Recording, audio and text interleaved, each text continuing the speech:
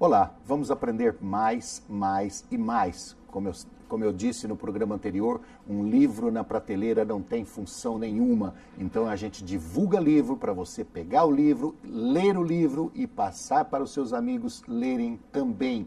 Essa é a função do livro, trazer conhecimento para a humanidade fica melhor, a humanidade se relaciona melhor, a humanidade começa a ficar mais esperta, até na hora de votar, viu gente? Nós vamos conversar com a Liliane Rocha, que é autora do livro Como Ser um Líder Inclusivo. Esse é um assunto que eu gosto muito, né? Quem me conhece do programa Diversidade sabe que a gente fala sobre esse assunto há muito tempo.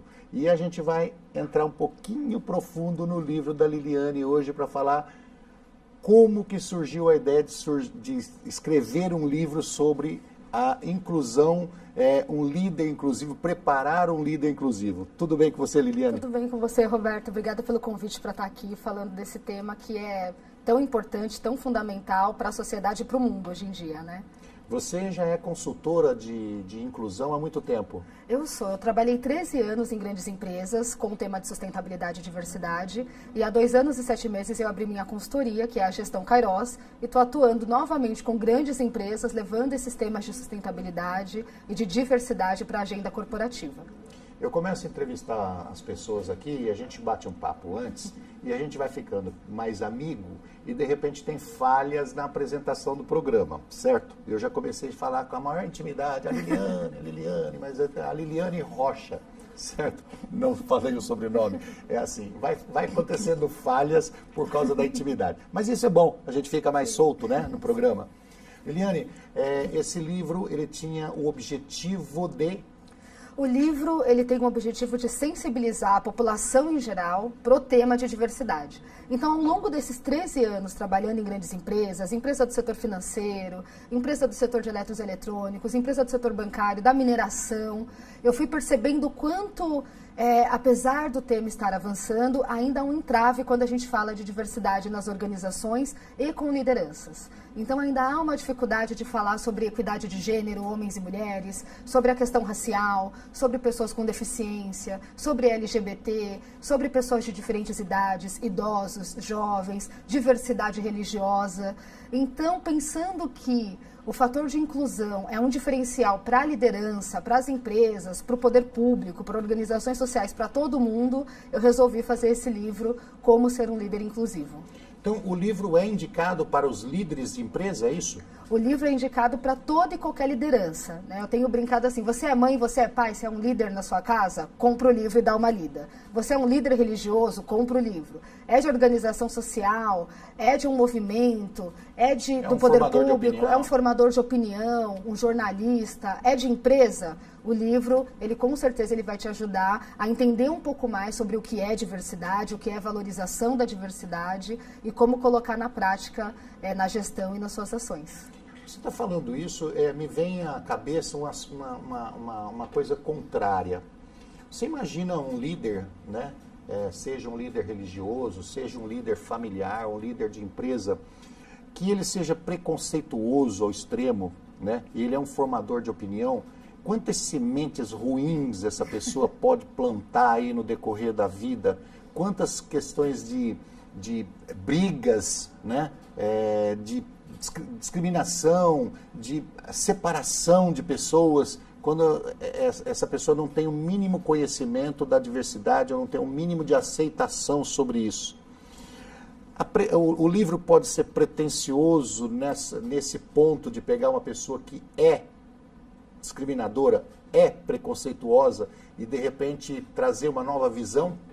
O livro é pretensioso nesse limite, assim, que você está colocando, né? Então, assim, a primeira coisa que eu faço no livro é conceituar. O que é diversidade? A gente tem falado tanto de diversidade, mas o que é diversidade? E daí no livro eu falo que diversidade é a expressão que diz respeito às singularidades existentes entre os cerca de 7 bilhões de habitantes do globo terrestre.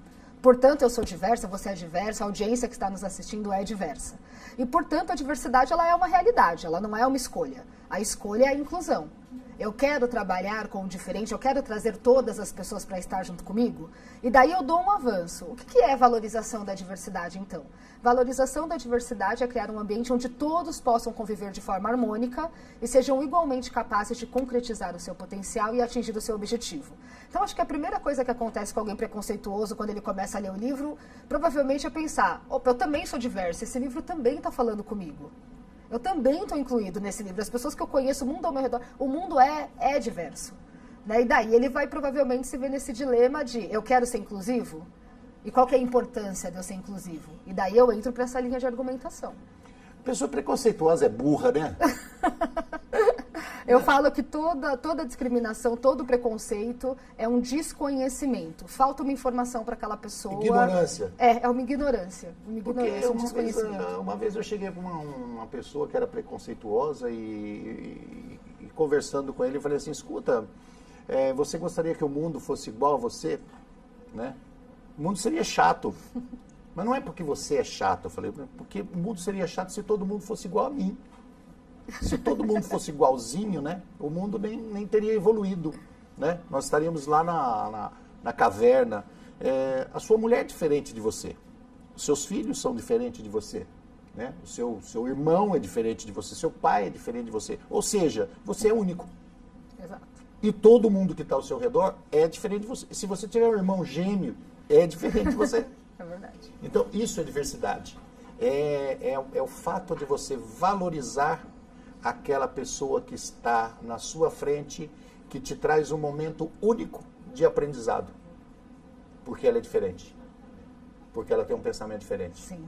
E eu acho importantíssimo que traga esse livro, esse tipo de informação do tipo respeite.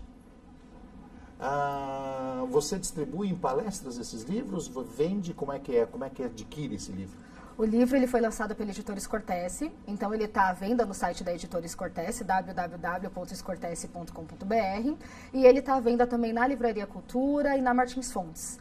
Então, a pessoa pode comprar online, a entrega é para todo o Brasil, entrega internacional também, e pode adquirir em uma dessas livrarias. Você no livro, você aborda um capítulo para cada tipo de situação diferente, por exemplo, você vai na questão do negro, na questão do LGBT, como é que você aborda isso? Dá para você dar uma explicadinha para a gente? Dá, eu quis aprofundar em cada um desses grupos, né? Então, eu explico que diversidade é algo que faz parte de todos nós, da singularidade de todos nós, mas eu quis entrar um pouco nesses públicos e falar um pouco sobre eles, porque existem dados, indicadores, estudos que mostram e evidenciam que há hoje realmente uma discriminação no Brasil em diversos aspectos, e também que traz a colocada desses públicos dentro da empresa como processo de vantagem competitiva e de inovação e com dados. Então, eu falo um pouco da questão da mulher, sinalizando que a cada 11 minutos, né, uma mulher é vítima de violência no Brasil, sinalizando que quando a gente pega o estudo das 500 maiores empresas brasileiras, por exemplo, apesar das mulheres serem 60% do contingente que sai das graduações, a gente tem somente 30% de mulheres no quadro funcional, e quando vai para o quadro executivo, a gente tem só 13%.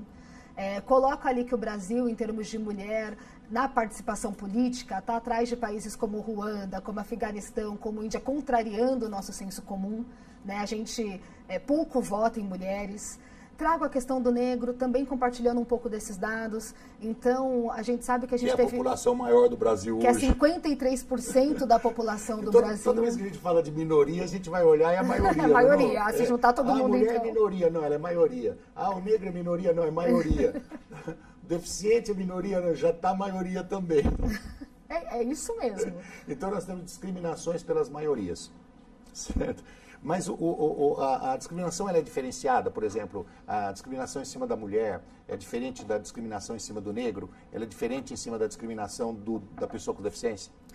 Eu acho que tem dois pontos. O primeiro é o quanto essas coisas estão entrelaçadas, e na nossa mente a gente tende a trabalhar em caixinhas. Então pode ser mulher e negra e pessoa com deficiência, pode estar tudo na mesma pessoa. Né? Então como virar que a cara da deficiência? Pode, e acontece muito. Fiz uma exposição sobre homoafetividade e tinha casal de pessoas com deficiência. Desculpa, a cara da deficiência não, a cara do preconceito. É a cara do preconceito. Fiz uma exposição sobre homoafetividade, tinha casais homossexuais e que eram pessoas com deficiência. Então, quer dizer, como que a gente tem esses aspectos entrelaçados, né? E acho que vale a pena a gente olhar para isso. Você sabe que você falou da questão da mulher? A gente já vai encerrar esse bloco, mas é gostoso contar essa história.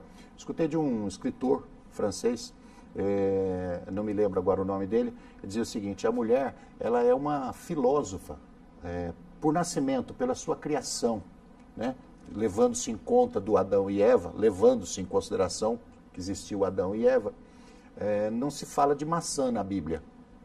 Maçã, não existe a árvore da maçã, existe a árvore da vida e a árvore do conhecimento, certo? E a árvore do conhecimento era proibido.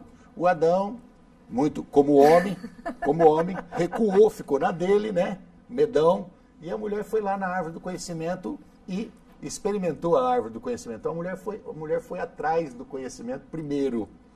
Nós vamos discriminar como isso? A mulher é a primeira filósofa. Nós vamos para o intervalo e já voltamos.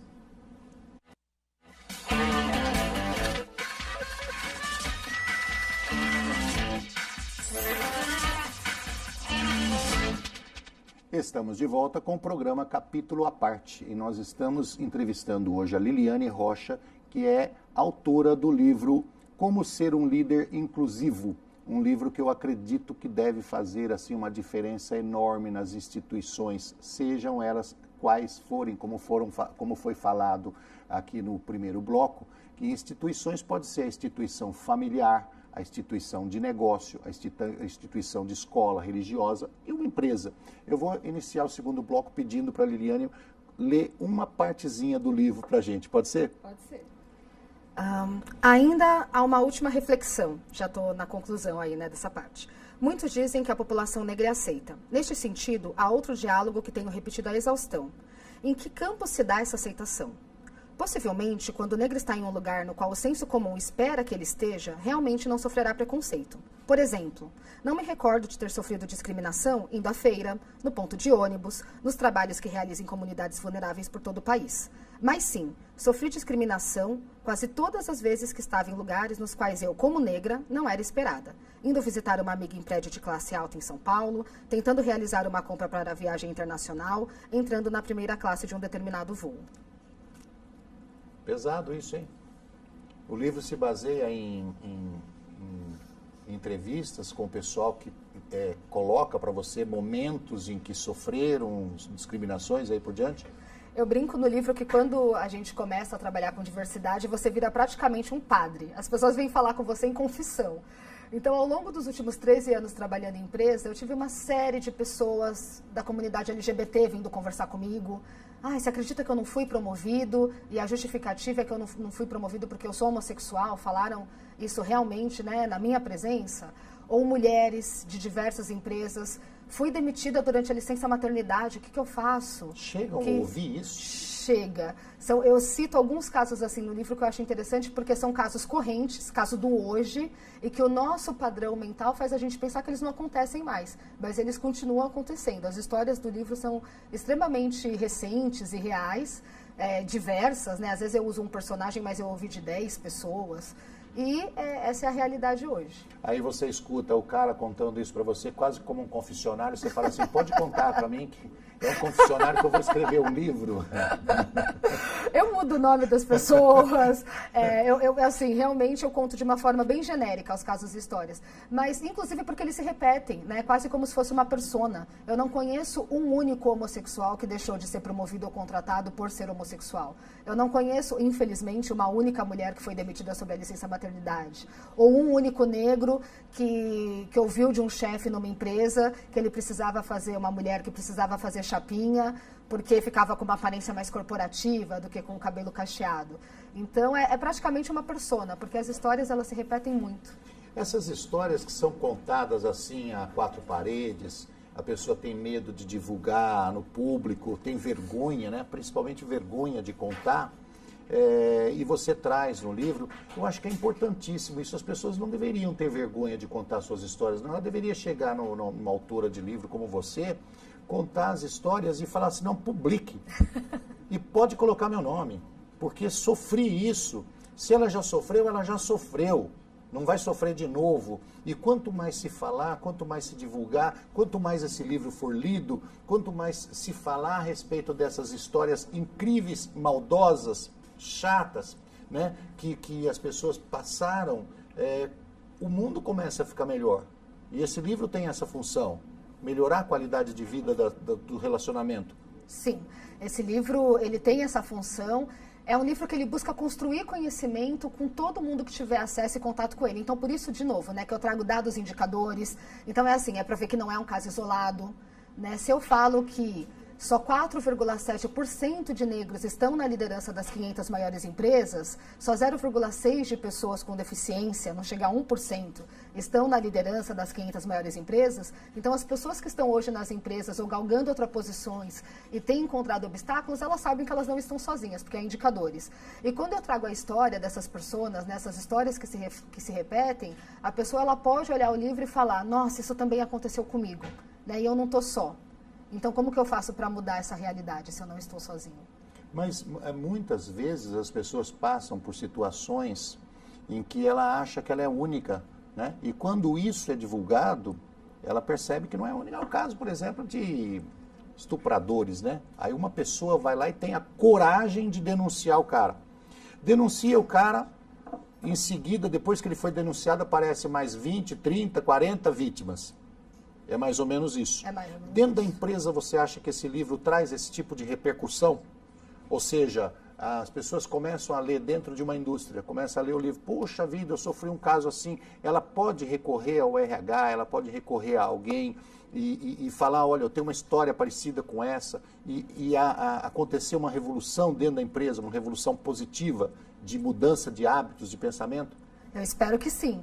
Eu espero que sim. Eu acho que esse livro ele foca tanto esse leitor geral, que vai encontrar subsídios para poder se empoderar para essa mudança, e também a liderança, porque no livro, em duas partes do livro, eu chego a falar em etapas e passo a passo. Então, eu trabalho com um conceito, por exemplo, que eu criei recentemente, que chama Diversity Washing, que é a lavagem da diversidade. Nesse trecho do livro, eu falo um pouco sobre empresas que têm se posicionado muito bem em diversidade, em comerciais, propagandas, eventos, mas que não trabalham corretamente diversidade da porta para dentro, ou que poderiam trabalhar melhor diversidade da porta para dentro. E aí eu coloco ali 7 passos. Um deles, por exemplo, é criar canais de ouvidoria, criar canais onde públicos diversos se sintam seguros em fazer uma denúncia quando há algum tipo de ocorrência, por exemplo. E um pouco mais para frente, de forma positiva e propositiva, um passo a passo para quem quer fazer diversidade. Então, conheça o seu cenário interno, conheça os dados e estatísticas, faça um planejamento de curto, médio e longo prazo, e daí vou trabalhando com essas etapas num formato de guia que possibilita que alguém termine de ler um livro e consiga começar a implantar uma estratégia de diversidade na sua empresa. Eu percebi que você comentou sobre estatísticas algumas vezes. Essas estatísticas estão nos livros? Está no livro? Eu trago esses dados no livro e trago as fontes. Então, no livro eu vou até um determinado momento, quando eu trago indicadores e estatísticas, mas tem aqui as fontes. Então, se a pessoa quiser aprofundar depois em estudos, eu trago o estudo da McKinsey falando de como a diversidade agrega competitividade no mercado de trabalho. Posso falar aqui se você quiser. Trago o estudo da McKinsey específico para a questão de profissionais com síndrome de Down, como que isso agrega competitividade no mercado de trabalho, e deixo o nome dos estudos. Então, se a pessoa quiser aprofundar depois, ela também consegue. Você acha que um gerente de empresa, como eu disse há poucos minutos atrás, ele é discriminador? Você acha que esse livro tem a capacidade de convencê-lo pela estatística ou pelos depoimentos? Acredito que pelos dois. Mas olha que interessante, a McKinsey, né? A McKinsey, as empresas levam muito a sério, os executivos levam muito a sério. A McKinsey, ela tem um estudo feito em 2010, com 180 empresas, em 4 países da Europa e nos Estados Unidos, que mostrou que aquelas empresas que tinham um maior percentual de mulheres na alta liderança, um equilíbrio entre mulheres e homens, e um equilíbrio de pessoas de diferentes nacionalidades na alta liderança, chegam até 48% mais de lucratividade e até 52% a mais de retorno sobre investimento. É um dado que fala com Isso o está no empresariado, livro? está no Sim. livro. Tem um estudo ótimo. da McKinsey também de 2014, feito falando sobre como pessoas com síndrome de Down agregam valor ao mercado de trabalho e às empresas. E esse estudo, ele mostra que aquelas lojas, né, foi feito com lojas, com varejo, que tem pessoas com síndrome de Down trabalhando, pontuam até 11% melhor quando se fala de ambiente de trabalho, segundo os respondentes, e quando se fala em transparência e confiança na empresa que você trabalha, pontua 14% melhor. Quer dizer, é uma questão de valor humano e de justiça histórica, mas é um valor de vantagem competitiva também. E eu acho que esse tipo de dado que amplia o conhecimento e tira as pessoas da ignorância, que foi um pouco que a gente comentou, vai fazer com que todo gestor, todo líder, toda pessoa numa posição de liderança queira atuar de forma inclusiva. Quer dizer, se o cara for para o lado emocional, você convence ele, né? Do lado dos depoimentos, das situações e tudo mais. Se o cara for o lado dinheirista, você convence ele através das estatísticas. Não tem escapatória. A ideia é convencer. A ideia é convencer. A ideia é mudar a cabeça do cara para ele aceitar mais. Exatamente. Me diga uma coisa, as discriminações, elas são um pouquinho diferenciadas. No mundo da pessoa com deficiência, elas são um pouco diferenciadas entre a deficiência física e a deficiência intelectual. Já percebi muito que quando entra uma pessoa com deficiência intelectual, seja síndrome de Down, seja síndromes de uma maneira geral, principalmente essas, as pessoas tendem a brincar com o síndrome de Down como se fosse uma criança, como se fosse, sabe, fala de jeitinho como se fala com criança, né? Brinca como se estivesse brincando com uma criança. Então é um tipo de discriminação diferente, mas que não é menos dolorosa do que qualquer outro tipo. Existe esse tipo de abordagem? Existe esse tipo de abordagem, e daí eu acho que são realmente tipos de discriminações específicas, mas que às vezes elas se falam um pouco. Então, realmente, eu acho que as pessoas tendem a trabalhar pessoas com deficiência mental como se elas fossem criança, mas as pessoas com deficiência física, eu lembro de um profissional de uma área que ele comentava comigo certa vez. Nossa, as pessoas entram, ele, né, não tinha metade de uma perna, enfim, um profissional excelente, fantástico, e ele sinalizava, as pessoas quando entram aqui na área, elas perguntam, tem alguém dessa área para me atender? Se tá só ele, se não tinha outros analistas, se o gerente não estava lá, se não tinha outros pares, estava ele lá como representante da área, a pessoa olhava para ele e perguntava, tem alguém da área que possa me atender? E daí ele me reportando que ele falava, fulano e fulana voltam depois. E esse dia eu falei para ele, fulano, né, vira e fala, eu estou aqui para te atender e eu sou da área. Né? Então, como que há paradigmas e vieses até inconsciente das pessoas? Eu trabalho isso muito nas palestras. Eu começo lá na Grécia Antiga. Né? Quando eu falo de pessoa com deficiência, por exemplo, eu costumo falar, bom, que formata o nosso mindset? A Grécia Antiga, no mundo do belo, do idônico, do perfeito, onde quando a pessoa nascia com deficiência, né, ela era extraída, retirada, assassinada da sociedade. Depois você vai para o tempo ali da Igreja Católica, o advento da Igreja Católica, onde você começa a ter o não matarás. Nessa época aí suicidavam, né? Como é que é? Suicidavam ela, né?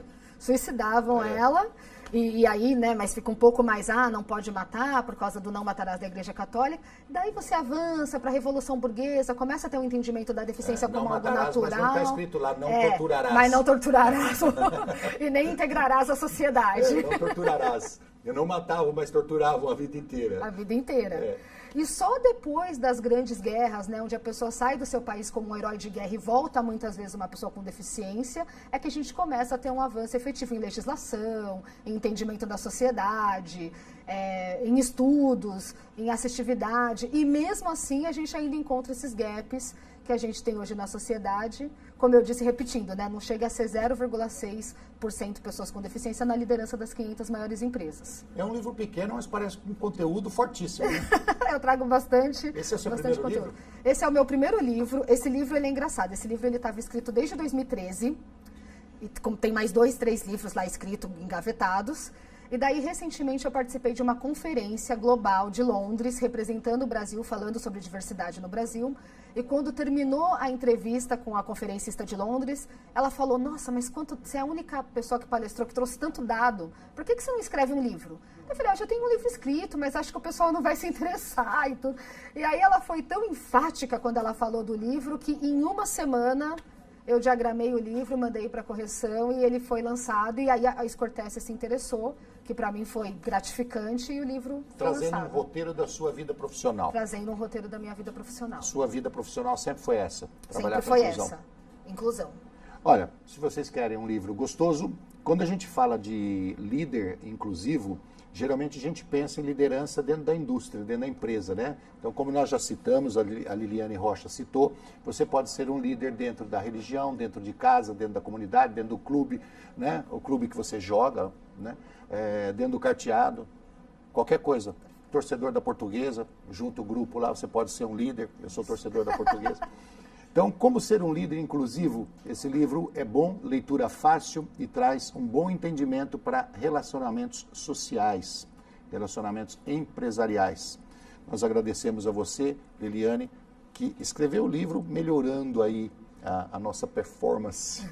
E eu agradeço você de casa, que esteve conosco no programa Capítulo à Parte. Até a próxima semana. Até lá.